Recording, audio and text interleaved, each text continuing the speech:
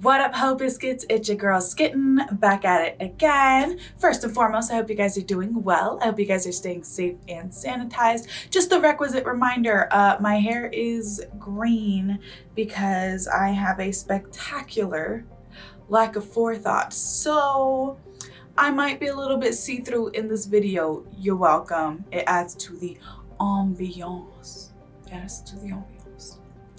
Anyway, today we are here to watch an SCP video. It's been a while since I ventured into the SCP universe. Every time I feel like I'm ready to take a deep dive into it, something happens and I just like end up staying away for like weeks or months at a time. I'm gonna try to get better with it though. I'm actually planning on watching SCP-5000Y. I think I'm actually gonna do I'm gonna split it into a series of videos because that thing is an hour long. Did you guys know that that video is an hour long? I can't sit still for an hour straight. My attention span is not built like that, okay? My attention span is like my bank account, low and split between multiple. I feel like that didn't make sense, but like it kind of made sense. So I'm just gonna run with it. I'm just gonna rock with it. I'm just gonna roll with it. Today, we are here to watch SCP-1688 Brainstorm, designation class Euclid, and apparently it's a mind-affecting SCP. This video is, as most of my SCP videos are, done by the Volgun, so you know it's about to be thorough and we're about to know exactly what the fuck is going on. I'm excited to see what this video has in store for us, so without further ado, let's go ahead and get started.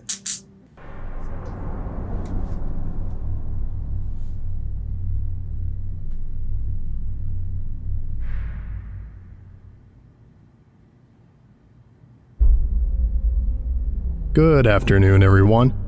My name is Dr. Miller, and the SCP we're going to be looking at today is SCP-1688. Object Class Euclid.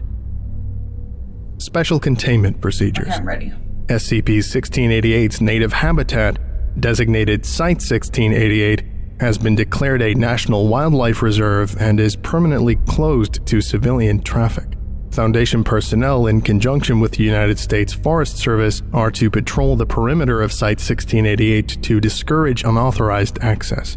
No personnel are to enter Site-1688 itself unless SCP-1688 is not present at the time. In the event it becomes necessary to enter Site-1688 while SCP-1688 is present, or to enter any other area SCP-1688 is occupying, personnel are to wear grounded, insulated full-body suits at all times. See, okay, this is already starting off sketchy, but also the kind of details that I like are never the kind of details that are included in stuff like this. But it says that Foundation personnel in conjunction with the United States Forest Service. So does the United States Forest Service know what the fuck is going on? Are we just telling them like a bunch of lies? Like, what is happening? What is the story for them? Do they know who these Foundation personnel are, or are the Foundation personnel disguised as Forest Service people? Okay, I'm sorry, I'm getting too deep. I want to know.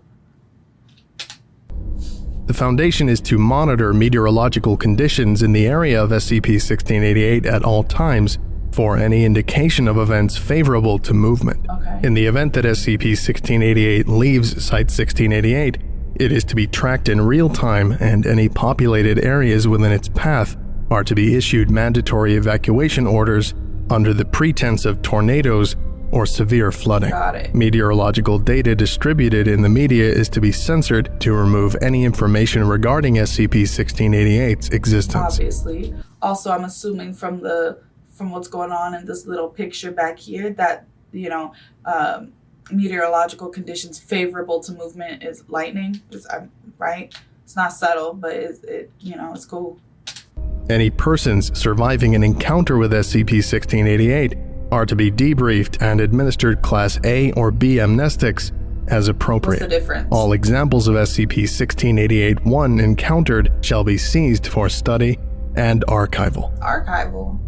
Description: SCP-1688 is an electrical storm which, under normal circumstances, remains stationary over an area of square kilometers in the U.S. state of.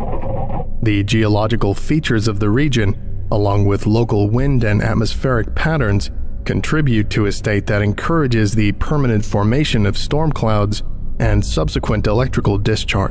Monitoring stations installed during periods of inactivity indicate that cloud-to-surface lightning strikes within SCP-1688 occur approximately 280 to 300 times per hour. Goddamn. Cloud-to-cloud lightning has been observed to occur as often as 3,000 times per hour. These lightning strikes have been found to occur in regular patterns. Analysis of these patterns and of electrical activity within the storm clouds themselves has presented evidence of rhythmic oscillations similar to electrical activity in the human brain. Oh, not like dancing. Whenever meteorological conditions in the regions near SCP-1688 are conducive to the formation of thunderstorms, SCP-1688 will migrate from its principal habitat in the direction of prevailing winds. No means of preventing SCP-1688 from moving out of its habitat has been discovered. While moving, SCP-1688 will deliberately move towards areas populated by humans. When multiple populated areas are within its range, it will continue to move in the direction of the largest one. SCP-1688 will continue to follow the winds, moving in the direction of any populated regions along its route, until environmental conditions cause it to dissipate. Upon so doing, SCP-1688 will form again in its original habitat within 24 hours.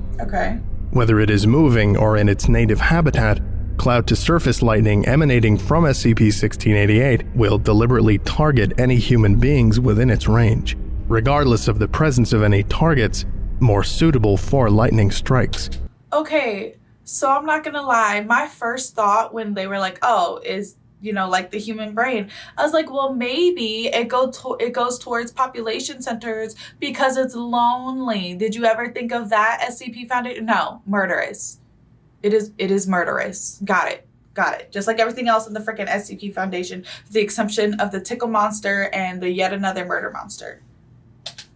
SCP-1688 will additionally target any inanimate objects that will conduct an electrical shock into a human. That's fucked up. In cases where SCP-1688 has entered populated areas, this phenomenon has extended to targeting automobiles in motion and striking exposed metal on residences, leading to persons inside being electrocuted by electronic devices or kitchen fixtures. Jesus. Mortality rates among persons struck by lightning emanating from SCP-1688 are slightly less than those of persons struck by ordinary lightning. Wow. Any persons surviving being struck by SCP-1688 will, upon their recovery, feel a strong compulsion to begin constructing complex machinery out of any electrical or mechanical parts they can acquire.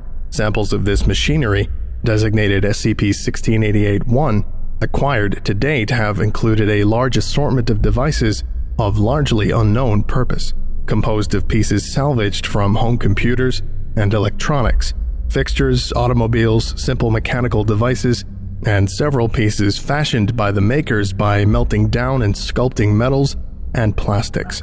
Affectees engaged in the construction of SCP-1688-1 will engage in this activity in all times when not sleeping or attending to physical needs, will spend all funds at their disposal on acquiring equipment to build with, and will collaborate on other affected individuals in combining pieces to make larger machines. I mean, honestly, this just sounds like somebody with ADHD and an obsession. Doesn't sound that different. I understand that it's different. I'm just saying. Also, this makes a lot more sense because before, when they were like, oh, they're seized for archival and study, I'm like, how the fuck are you seizing lightning strikes? But I get it now. Affected individuals will attempt to incorporate any electronic or mechanical equipment at their disposal into SCP-1688-1. Affected individuals otherwise remain in full possession of their mental faculties, so they're not and crazy. in interviews have been unable to explain how or why they are engaged in this behavior. Got it. The ultimate purpose of SCP-1688-1 is unknown. SCP-1688-1 objects of highly similar appearance to each other have been found in the wake of several containment breaches. It is currently speculated, based on the volume of material created by affectees and the recurrence of particular fragments, that the completed machine would weigh in excess of kilograms. So it's a cult. SCP-1688 came to the Foundation's attention in when an unusually high instance of lightning-related injuries in was followed by reports of mass hysteria and several arrests of persons stealing electronic equipment for the purpose of incorporating it into SCP-1688-1. Right. A subsequent survey of local folklore discovered rumors of anomalous lightning phenomena dating to the first arrival of Europeans in the 19th century, as well as Native American legends of a thunder god predating European contact. This is interview log 1688-1. This is where it gets good. Interview log 1688-1. Interviewed, SCP-1688. Interviewer, Dr. Forward. Following an encroachment by SCP-1688 into on 20, an SCP-1688-1 device was found, including a lightning rod, several large batteries, a pair of stereo speakers, a microphone, and an electronic voice synthesizer. Dr. speculated that the device had been designed for the purpose of facilitating communication between the Foundation and SCP-1688, Interesting. and ordered it to be installed within Site-1688 during the next period when SCP-1688 left the area. A microphone, camera, and speakers were installed on site as well. Upon the next formation of SCP-1688 within Site-1688, lightning struck the installed rod on the device, following which the device began to produce a voice which held the following conversation. Begin log. Test. Is this work functional? We are receiving you. My name is Dr. and I am a representative of the SCP Foundation. What is the name of the being I am addressing? Are you a builder? I don't understand your question. Are you as those that build for me? I am of the same species as the person who constructed the device you're communicating through, if that is your question. Send more builders. I can't do that right now. My job is to learn about you. What is your name? I am unconcerned with your questions. Right. Send more builders.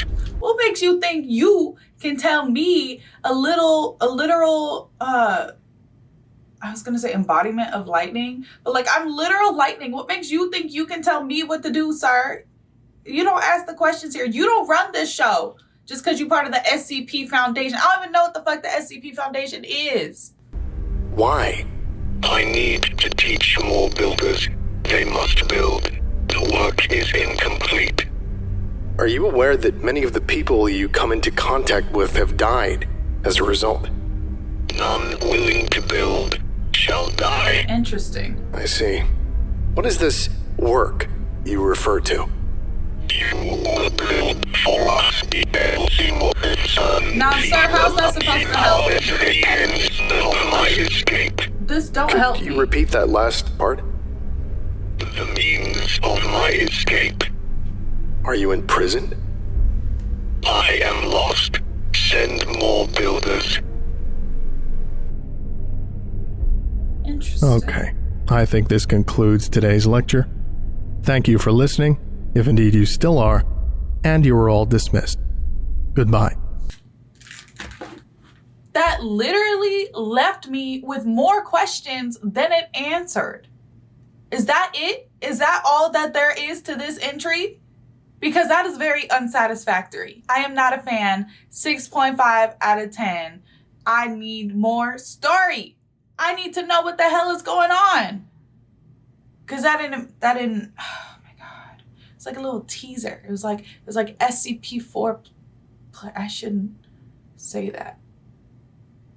Anyways, I hope you guys enjoyed the video. Don't forget to leave your reaction requests and recommendations down in the comments below. And other than that, peace out, ho biscuits. It's Skittenlit.